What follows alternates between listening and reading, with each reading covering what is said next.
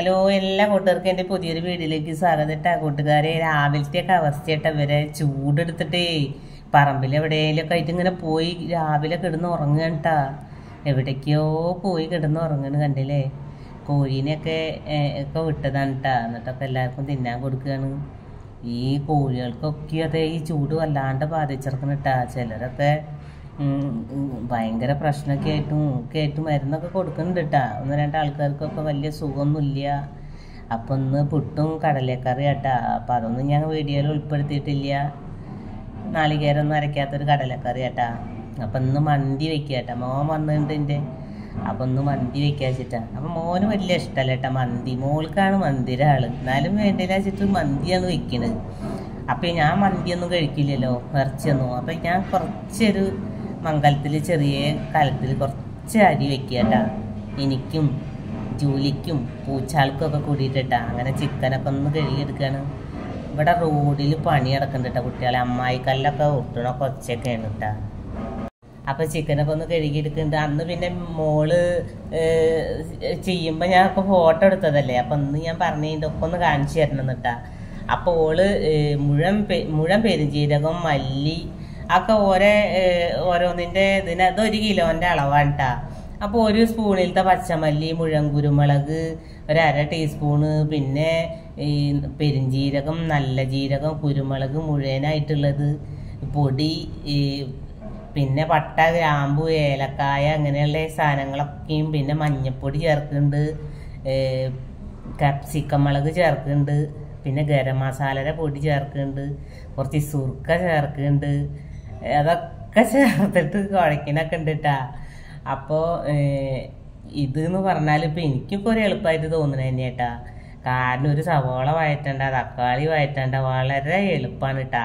അപ്പോൾ ഇപ്രാവശ്യം ഒരു കിലോ അരിയുടെ ആയ കാരണം തന്നെ കുക്കറിൽ 2 ഫിസിലടിച്ചിട്ട് ചിക്കൻ വേവിച്ചതിൻ്റെ മസാല തേച്ചിട്ട് 1 മണിക്കൂറൊക്കെ വെച്ചിട്ട് വേവിച്ചതിൻ്റെ ശേഷം പിന്നെ അടുപ്പത്താണ് കേട്ടാ ചോറ് ഇട്ടിട്ട് അടിയിൽ ഇറച്ചിട്ടിട്ട് അങ്ങനെ ദമ്മ് പോലെ ഇട്ടത്.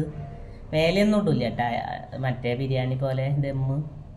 അപ്പോൾ കുറച്ച് മഞ്ഞൾപ്പൊടി, തരി മുളകും പൊടിയൊക്കെ ഇട്ടിട്ടൊക്കെ ഒന്ന് കുഴച്ച് വെക്കുകയാണ് കേട്ടാ.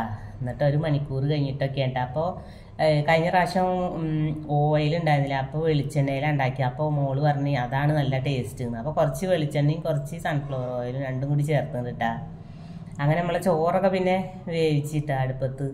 എന്നിട്ട് ചിക്കന് വെന്തതിൻ്റെ ശേഷം അതൊക്കെ ഒന്ന് ദമ്മ് ഇട്ടിട്ടാ.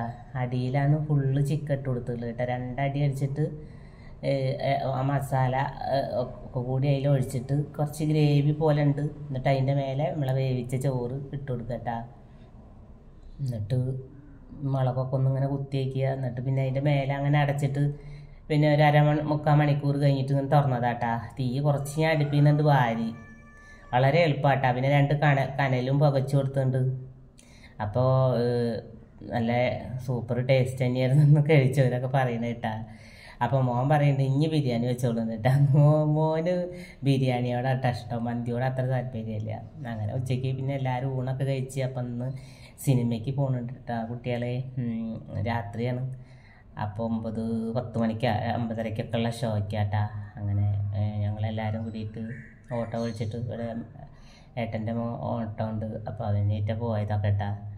അപ്പോൾ കുറേ കാലത്ത് ഇപ്പോൾ അടുത്ത കാലത്തൊന്നും ഞാൻ ടാക്കീസിൽ പോയി സിനിമ കണ്ടില്ല കേട്ടാ. മോൻ ഭയങ്കര സിനിമ ആക്കാം. അപ്പം എപ്പോൾ വന്നാലും എന്നോട് അവനൊക്കെ സിനിമയ്ക്ക് പോകും. പിന്നെ മോളും പോവും. അപ്പോൾ മോളുള്ള ഫ്രണ്ട്സുമാരെയൊക്കെ ആയിട്ട് കൂട്ടാം. അപ്പോൾ എന്നെ വിളിക്കും, ഞാൻ പോവില്ല, എനിക്ക് അത്ര താല്പര്യമൊന്നുമില്ല കേട്ടാ. ചെറുപ്പത്തിലൊക്കെ നല്ല സിനിമ ടാക്കീസിലൊക്കെ പോയി കണ്ടിരുന്നു. അപ്പോൾ ഈ ആടുജീവിതമൊക്കെ കുറേ കഥയൊക്കെ വായിച്ചിട്ടുണ്ട് കേട്ടാ ചെറുപ്പത്തിലൊക്കെ. അപ്പോൾ എന്തായാലും അങ്ങനെ കാണാമെന്നൊരാഗ്രഹം പൃഥ്വിരാജിനെയൊക്കെ അങ്ങനെ കണ്ടപ്പോൾ അപ്പം അങ്ങനെ പോയതാണ് കേട്ടാ. അപ്പോൾ മയണൈസ് മോളുണ്ടാക്കിയത് തന്നെ കേട്ടാ.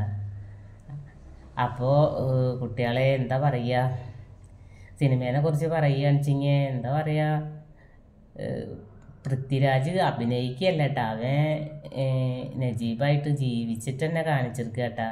വേറെ ആൾക്ക് ഇങ്ങനെ ചെയ്യാൻ പറ്റുമോ എന്ന് ചോദിച്ചാൽ എനിക്കറിയില്ല കേട്ടാ. അത്രയും വളരെ മനോഹരമായിട്ട് തന്നെ എന്താ പറയുക നെഞ്ഞിടുപ്പോടെയാണ് കേട്ടോ ഇരുന്നത്. അപ്പം അങ്ങനെ സിനിമയ്ക്ക് പോയ കുറച്ച് വിശേഷങ്ങളൊക്കെ കേട്ടാ. പോകാൻ വേണ്ടിയിട്ടൊക്കെ നോക്കുകയാണ്. ഞാനും ഏട്ടനും മോനും മോള് പോയതിട്ടാ. പെരിയോനേ എൻ റഹ്മാനേ പെരിയോനേ റഹീം, പെരിയോനേ എൻ റഹ്മാനേ പെരിയോനേ റഹീം.